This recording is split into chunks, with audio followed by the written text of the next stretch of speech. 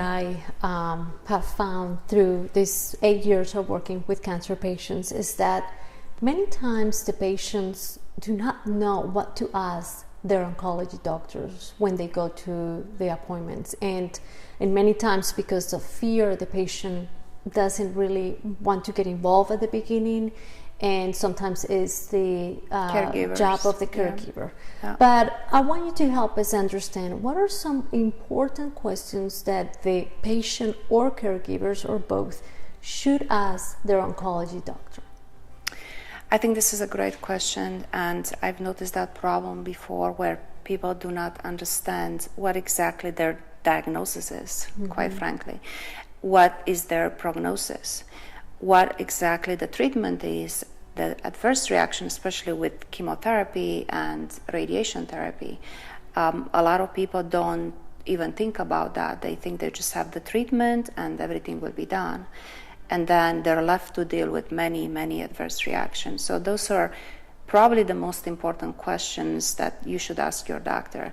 I don't see anything wrong with even asking 2 different doctors, to be quite honest, because doctors have different opinions, and for certain cancers, I think it's important to consider that as well, and they have different experience as well. But there are a couple of other questions that I would like to mention, and one would be to ask if this is a slow or fast-growing tumor. And the reason I'm encouraging people to ask that is because, first of all, when you're diagnosed with cancer, it's good to think the whole treatment through, to have the time to research, to find out or to discuss your options. And if you have a slow-growing tumor, you can do that. You can also consider lifestyle changes. You can also consider a lot of other techniques that could help your treatment. If it's a fast-growing tumor, you probably won't have that time, and you should probably get your body ready for treatment right away. So it's fast. But then is there a test or how do doctors understand if it is a fast or slow-growing tumor? They're usually able to tell based on the type of cancer, and also how extensive it is at the time of diagnosis. Many times people do have previous, let's say, X-rays or CAT scans or some sort of other tests that we can compare and say, you have now a lung tumor that was not there on the X-ray 1 year ago. You know this is something that's developing fairly quickly. Okay, yes, understand. Yes. So what are the others? Other important question would be, are you, or to ask your doctor, are you familiar with certain genetic tests? They're now available to people, to patients, and some of those tests can actually determine if a person would be more sensitive to a chemo drug or not.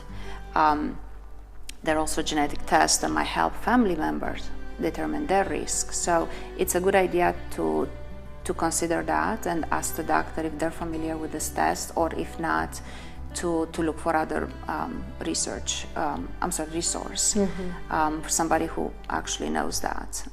At the third question would be, what is the best diet for the cancer? And I'm afraid that's when you're gonna hear not so great answers. I hear a lot of doctors recommending,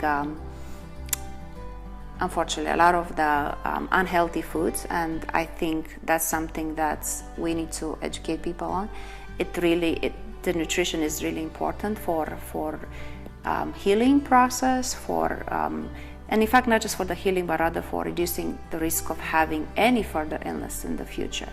So I would personally choose a doctor who gives me a good answer or the right answer on that, and will tell me following an anti-inflammatory diet would be better for me, instead of just continue to do whatever you're doing before. As we talked earlier, a lot of the cancers are related to the environmental factors and not genetics. Yeah, and we're going to have the opportunity in the next video to talk a little bit more about this, but certainly nutrition can be one of those that we also can touch in and understand a little bit more about the diet and nutrition. But thank you, Dana. This is I hope that is something that is going to help you or help a patient that you know, and I hope you enjoy these videos and find them helpful in your journey. Thank you. Thank you. Thank you, Bibi.